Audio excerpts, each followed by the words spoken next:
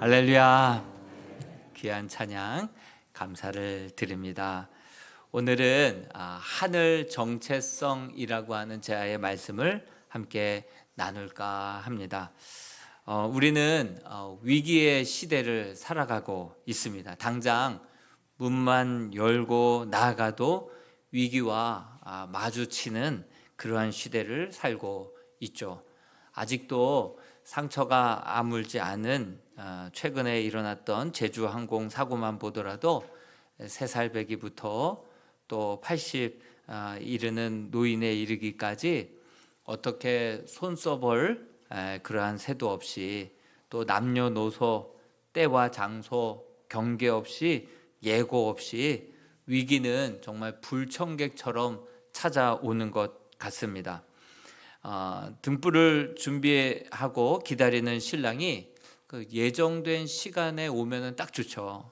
그런데 예정된 때에 오지 않는 데서부터 이제 문제가 발생을 하죠. 신랑은 반드시 옵니다. 반드시 옵니다. 우리가 하나님 앞에 서든지 주님이 오시든지 우리는 언젠간 반드시 하나님 앞에 서게 되죠. 그런데 그때는 정해져 있지 않다라고 하는 사실이죠. 그러므로 위기의 시대를 살면서 누구도 때를 장담할 수 없고 갑자기 때가 왔을 때는 이미 늦었다 할 때가 많습니다. 그러므로 우리는 항상 과도할 정도로 등불을 준비하고 등불에 기름을 준비하지 않으면 정말 우리는 어느 순간 언제 어디서 위기가 닥쳐올지 모르기 때문에 항상 우리는 등불을 가득가득 준비해 놓아야 될 것입니다. 또 아침에도 보니까 튀르키예 그 스키장 호텔에 불이 나서 76명이 그렇게 목숨을 잃게 되었다. 어디 돌아다니지 않으면 되지, 숙소에 있어도 이렇게 갑작스럽게 새벽에 난 불로 그런 76명이나 그래서 국가 재난 상태로 튀르키예 정부가 선포를 했더라고요. 그러면 뭐 다니지 않고 집에 있으면 되지. LA 산불 보니까 30명이 죽고 15,000채가 불에 탔더라고요. 지금도 진행 중에 있어요. 그런데 이 또한 기후 위기 때문이라고 그 기사를 보고 깜짝 놀랐고요. 더 놀란 것은 우리나라도 지금이 이 지금 건조한 겨울이 잘 과도할 정도로 대비해야 될 때다. 그 이유에 대해서 이렇게 설명을 하더라고요. 미국이 지난 여름에 엘니뇨 현상 때문에 비가 많이 왔다는 거예요. 그러다 보니까 숲풀이 더 우거지고 숲이 더 우거졌다는 거예요. 그리고 지금 겨울이 돼서는 라니냐 현상, 이것도 다 환경 기후 문제잖아요. 라니냐 현상 때문에 굉장히 지금 건조하고 바람도 많이 불기 때문에 이 나뭇잎들과 나무들이 다 불쏘시개가 되었다는 거예요. 뿐만 아니라 대부분의 집들을 다 자연 가까이에 땅을 파고 경계선을 만들고 그리고 집들을 지었기 때문에 이 산불이 나니까 산에 다 밀접하게 가까이 있는 가옥으로부터 다 번져가지고 그렇게 큰 피해를 입었다. 근데 우리나라 지금 숲도 지금 이런 상태에 있다. 바짝 말라 있고 다 불쏘시개처럼 지금 바짝 말라 있는 그런 상태라서 불 한 번만 붙어도 이와 같은 화재가 또 산불이 일어날 수 있으니 우리 또한 정말 과도하게 조심해야 된다. 이렇게 기사를 봤습니다. 환경 재앙의 시대라 더 큰 위기가 우리에게 한꺼번에 몰려올 때가 예고 없이 몰려올 때가 많다는 것이죠. 그래서 우리 영적으로도 보면 등불을 준비하고 기름을 준비하듯이 영적으로도 과도할 정도로 우리가 미리 준비하고 대비하는 것, 그것은 우리가 이 땅에 발을 딛고 살아가지만 우리는 항상 하늘에 속한 자라는 사실을 잊지 않고 하늘 정체성으로 살아가게 될 때에 우리는 방금 찬양대가 불렀던 찬양처럼 어떠한 시련이 오고 환란이 와도 우리 하나님께서 그 하늘 정체성을 가지고 살아가는 자들은 이겨내게 하시고 극복하게 하시고 다시 시작할 수 있는 은혜를 주시는 줄로 믿습니다. 사고뿐만이 아니라 인생에 있어서 크고 작은 폭풍들이 찾아올 때 종종 우리는 정체성이 뿌리채 흔들릴 때가 많습니다. 예를 들면 청천벽력과 같은 의사의 중병 선고를 받게 되었다든지, 또 직장에서 이제 나가라라고 하는 해고 통보를 받게 되었다든지, 또 별거나 이별, 또 사별을 당했다든지, 또 비극적인 사고를 당했다, 그런 연락을 받았을 때 정말 이 혼란스러운 이 순간에는 원치 않은 변화라는 힘든 현실과 싸워 이겨 나아가야 한다는 사실이죠. 이러한 때 자신의 정체성이 실제로 어디에 뿌리를 내리고 있었는지를 그때서야 확인하게 되는데, 늦더라도 바로 그때 나는 누구인지, 그리고 하나님은 어떤 분이신지, 그리고 내 인생의 이유와 목적이 무엇인지, 그것을 온전히 깨닫게 될 때 어떠한 삶을 살아가야 하는지, 삶의 이유와 목적을, 방향을 그때서라도 반듯하게 우리가 갖게 되게 될 때 그런 하늘 정체성으로 그 모든 환난과 역경의 시간을 극복해 나가고 견뎌 나가고 이겨 나갈 수 있다라고 하는 사실이죠. 1월 20일 도널드 트럼프가 47대 대통령으로 취임해서 트럼프 2.0 시기가 이제 다시 출범을 했습니다. 그의 취임 연설에서 제목 기사이다, 제가 목사이다 보니까 그 취임 연설에서 참 주목하게 되는 부분이 있더라고요. 모든 연설, 제가 미국 사람이 아니다 보니까 100% 다 공감할 수 없고 또 우려되는 부분도 있긴 있지만, 그러나 그의 정책에 있어서 성경적인 가치관, 하나님의 뜻을 보다 더 적극적으로, 더 과감하게 정말 반영하려고 하는 그의 의지를 볼 수가 있었습니다. 그는 말합니다.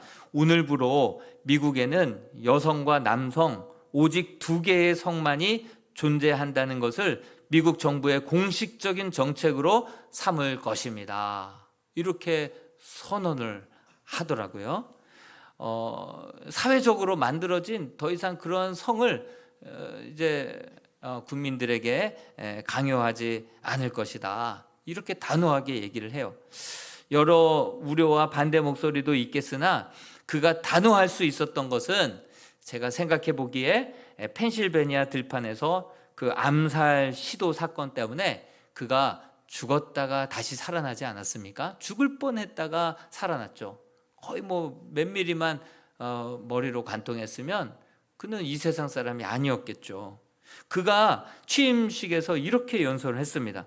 펜실베니아 들판에서 암살자의 총알이 제 귀를 스쳐 지나갔습니다. 그때 느꼈던 것과 지금도 확신하는 것은 저는 하나님께 구원을 받았다라고 하는 사실입니다.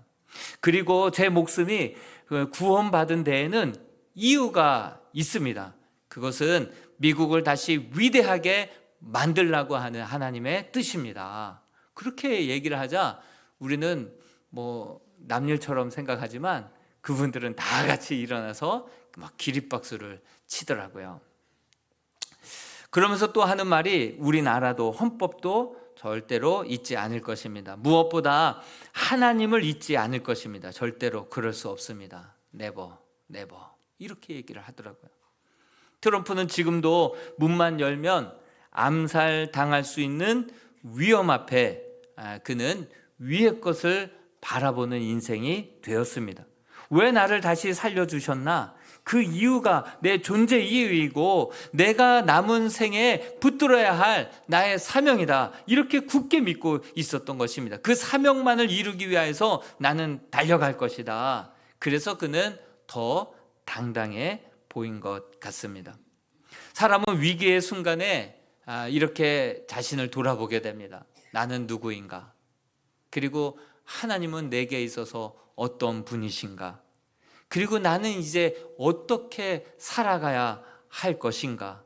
이것들을 깊이 생각하게 되면서 그때서야 비로소 하늘 정체성을 다시금 간직하게 되고 하늘을 바라보면서 다시 일어나는 것을 보게 됩니다. 만약에 이 위기의 순간에 트럼프가 이런 생각을 하고 가족들이 죄다 다 이렇게 뜯어 말렸다라고 한다면 어땠을까요?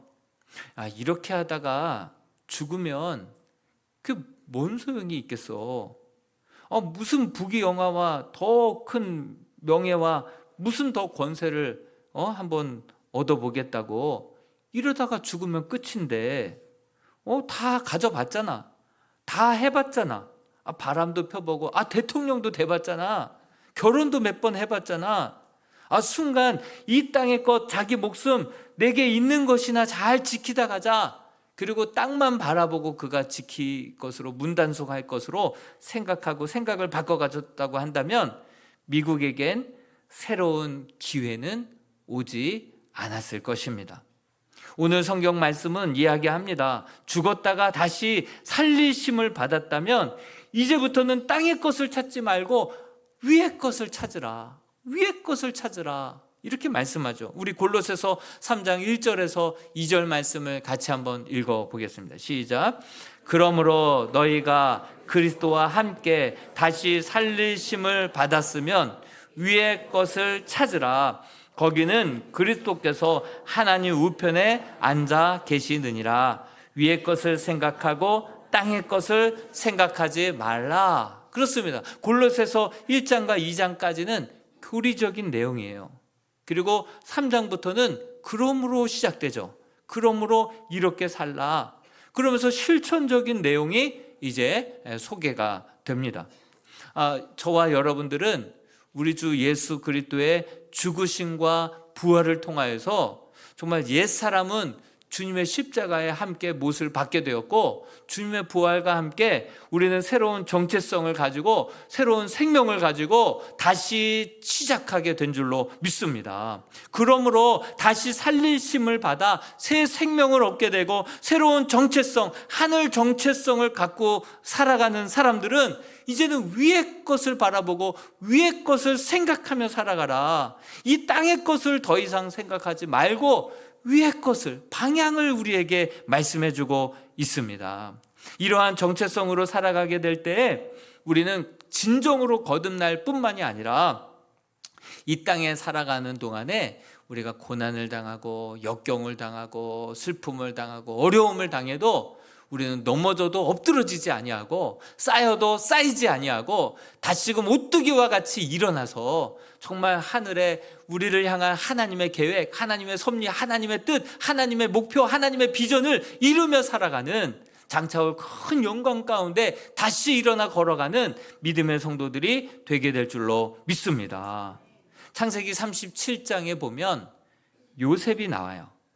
요셉이 형들에게 배신을 당하고 노예로 취락이 되어서 이제 팔려가게 됩니다. 모든 관계가 끊어지고 또한 가족 간의 형제 간의 또 부모 간의 그 모든 관계도 끊어졌죠. 그리고 자기의 가지고 있었던 소유도 또 장차 아버지를 통하여서 물려받을 재산까지도 다 잃어버리게 됩니다. 그동안 누린 자유와 꿈, 소유 하루아침에 채색옷이 찢겨지듯이 산산조각 나게 되었죠. 이제 요셉은 낯선 이방 나라의 노예 신세가 되었습니다. 그리고 그 노예 신세가 되어서 그나마 버티고 견디면서 이제 노예 신분에서도 가정의 총무가 됐었죠. 근데 인생의 파도는 한 번만 치지 않는 것 같아요. 몇 년 안에 또 한 번 몰아치기 시작하는데요. 정말 또 다른 비극적인 큰 파도가 그의 인생을 그냥 송두리째 또 강타하는 것을 보게 됩니다. 이번에도 억울하게 이제 누명을 쓰게 되고 그리고 이제 부당하게 감옥에 갇히게 되죠. 감옥에 갇힌 것은 보디발의 아내를 겁탈하려고 했다라고 하는 이 수치스러운 죄목으로 이제는 노예의 신분에서 이제는 완전히 죄수의 신분으로 치욕스러운 죄목수로 이제 감옥에 억울하게 누명을 쓰고 갇히게 되었죠. 여러분, 이럴 때 그에게 뭐 여전한 것은 그냥 심장은 여전히 뛰고 있었고, 또 때가 되니까 배가 고프고 목도 말라요. 먹고 싶지도 않고 만사가 귀찮고 죽고 싶은데, 때가 되니까 심장 계속 심장은 뛰고 있고, 때가 되니까 뭐는 또 배가 고프네요. 꼬르륵 대네요. 예? 목이 또 마르네요. 그게 얼마나 싫었겠어요. 그에게 유일하게 남아 있었던 것은 믿음, 하나님에 대한 믿음, 하나님 주셨던 꿈, 하늘의 정체성, 그거 하나 가지고 그는 버텼죠. 예. 그가 포기하지 않을 수 있었던 것은 바로 하나님께서 주시는 꿈, 하늘 정체성 때문에 그는 거기에 정말 포기하지 않고 거기에서 낭망하거나 주저앉지 않았습니다. 급기야는 그가 애굽의 2인자로 그를 높여주시지 않았습니까? 하루아침에 애굽의 2인자, 애굽의 총리가 바로의 왕의 꿈을 해몽해 줌으로 그냥 총리가 되지 않았습니까? 그렇게 하나님께서 높여주셨을 때 그는 정말 밴댕이 소갈딱지처럼 그냥 정치 보복을 하거나, 자기가 꿈을 해몽해 줬는데 자기의 꿈을 잊어버렸던 술 맡은 간원장 찾아가서 정치 소심하게 보복을 하거나, 또 형제를 재판해서 나를 팔려고 했던, 나에게 이런 억울한 누명을 써도 형제들을 그렇게 축출해내거나 그러지 않았죠. 오히려 애굽을 구하고 애굽의 주변국들도 그 큰 가뭄에서 건져내고 형제들을 용서하고 가족들을 보존하고, 그리고 새 이스라엘을 세울 수 있도록 정말 그렇게 겸손하게, 정말 넘어져도 엎드러지지 않고 하나님이 눕히셔도 자고하거나 교만하거나 소갈딱지 없이 그렇게 보복하고 그렇게 살지 않았던 이유는 그에게는 정말 누구에게도 뺏어갈 수 없는 하늘 정체성이 있었기 때문인 줄로 믿습니다. 그의 고백을 한번 직접 들어볼까요? 창세기 50장 20절 말씀을 같이 한번 읽어보겠습니다. 시작. 당신들은 나를 해하려 하였으나 하나님은 그것을 선으로 바꾸사 오늘과 같이 많은 백성의 생명을 구원하게 하시려 하셨나니. 그렇습니다. 나를 이곳에 보낸 것은 당신들이 아니라 하나님이시다. 이 구원의 이 놀라운 섭리를 이루시기 위하여서 하나님은 앞서 나를 보냈다는 거예요. 여러분, 이 종이가 이렇게 넓게 펴져만 있으면 아무리 위로 던지고 멀리 던지려고 해도 멀리 못 가고 그냥 왔다 갔다 하다가 땅에 떨어질 거예요. 그런데 이 종이를 막 이렇게 꾸겨가지고 하늘 높이 던지면 훨씬 더 높이 올라가고 훨씬 더 멀리 날아가죠. 하나님께서 나를 더 멀리, 더 높게, 더 귀하게, 또 이스라엘 백성들을 구원하게 하시기 위하여서 이런 시련과 고난을 앞장서서 당신들을 통하여서 나에게 했지만, 그 배후에는 하나님께서 나를 향한 이 계획을 이루시기 위하여서 이런 고난과 이런 역경을 미리 주신 것이다. 이것을 믿고 있었던 거예요. 이것을 흔들림 없이 붙들고 있었던 것이에요. 하늘 정체성 때문에 그는 그렇게 노예로 팔려가고 그 억울한 죄수의 형을 살 때에도 포기하지 않고, 또 하나님이 높이셨을 때에도 자거하거나 보복하지 않고, 끝까지 하나님께서 나를 통하여서 이루시고자 했던 하나님의 정체성, 하나님의 그 놀라운 구원의 계획을 온전히 펼쳐나가신 분이 우리 하나님이신 줄로 믿습니다. 룻기에 보면 나오미가 나오죠. 그녀 또한 노년의 여성으로서 너무나도 큰 비극을 한꺼번에 겪게 되는 것을 보게 되죠. 남편 엘리멜렉이 죽게 되고 자기의 아들 말론과 기론이 그렇게 또 하루아침에 그렇게 먼저 세상을 떠나게 되었죠. 그래서 그는 이방 땅에 부표와 같이 홀로 남게 되었죠. 그의 정체성은 누구의 아내라고 하는 정체성도 날아가 버렸고, 이제 누구의 어머니다라고 하는 정체성 또한 그는 사라져 버렸습니다. 자신의 염치, 자존심, 체면은 남아 있었지만 정말 입에 풀칠하고 살기에도 이제 막막하고 어려웠기 때문에 체면도 없었어요. 염치도 없었어요. 그리고 다시금 고향으로 돌아가서 고향에서도 먹고는 살아야 되겠기에 이삭을 그 자부를 통하여서 룻을 통하여서 이삭을 줍는 그러한 인생이 되고 말았죠. 그래서 사람들이 알아봅니다. 나오미 아니야? 나오미? 나오미 아니야? 나오미라고 사람들이 수군수군 되기 시작하자 그 나오미가 나를 다시는 나오미라고 부르지 말아라. 나를 마라라고 불러다오. 이렇게 이야기합니다. 나오미는 뜻이 나의 기뻐하는 자 이런 뜻입니다. 근데 마라라고 하는 뜻은요, 쓴물이다, 쓰디 쓴 인생이다, 이런 지금 뜻이 담겨져 있죠. 이는 전능자가 나를 심히 괴롭게 하셨음이라 내가 풍족하게 나갔다가 여호와께서 내게 비어 돌아오게 하셨다. 그렇게 비탄 가운데, 그런 정체성의 큰 위기 가운데 그녀는 놓여 있었습니다. 고통스러워했죠. 하지만 하나님께서 그녀를 향한 하나님의 계획은 어떤 계획을 가지고 계셨습니까? 하나님은 그녀의 삶을 통해서 어떤 계획을 계획하고 있었습니까? 미래에 다윗의 할아버지 오벳을 그 룻을 통하여서 보아스를 통하여서 게데물을 짜인 보아스를 통하여서 오벳을 낳게 되었죠. 그 오벳은 바로 다윗의 할아버지가 되었죠.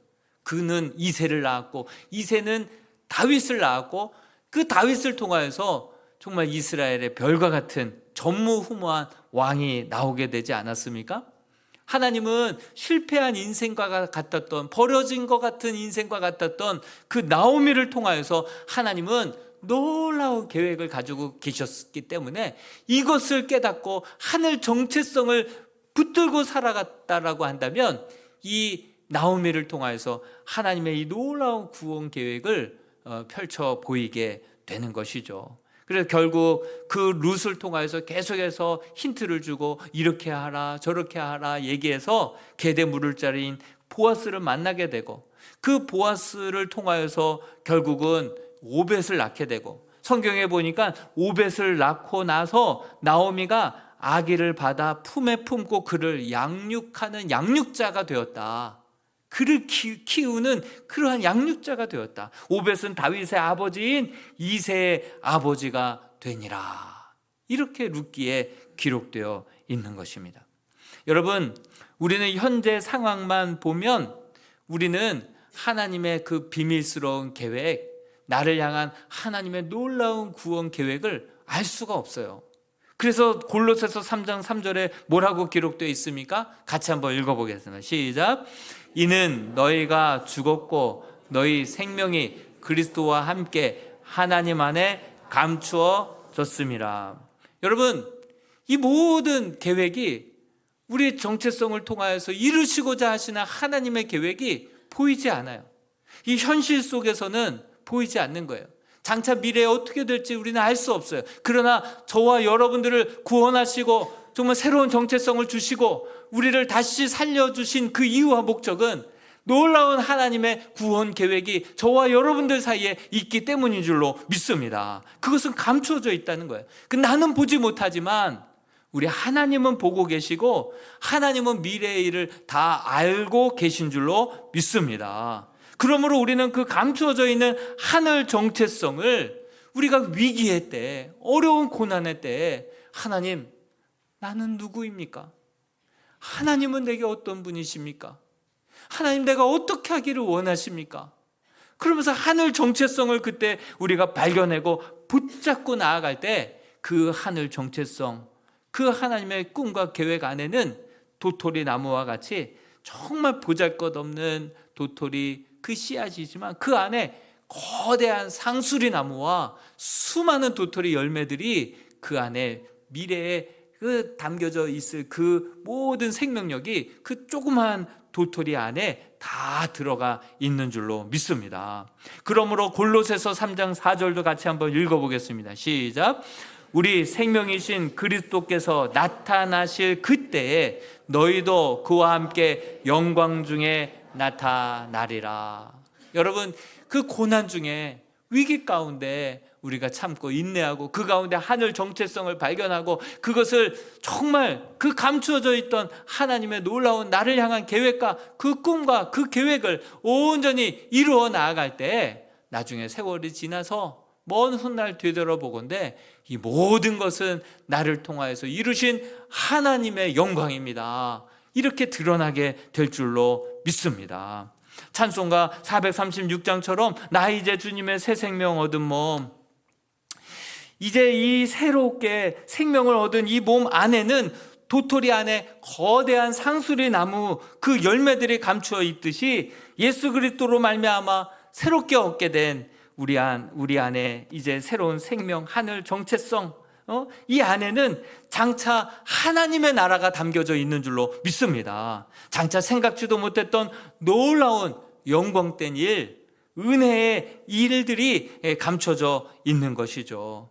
그것을 잊지 않고 그 목적대로 우리가 살아가게 될 때 우리의 낮아짐, 우리의 썩어짐, 우리의 희생, 우리의 헌신을 통하여서 이 세상에 놀랄만한 하나님의 영광을, 하나님의 나라를 저와 여러분들을 통해서 이 땅에 펼쳐 나아가게 될 줄로 믿습니다.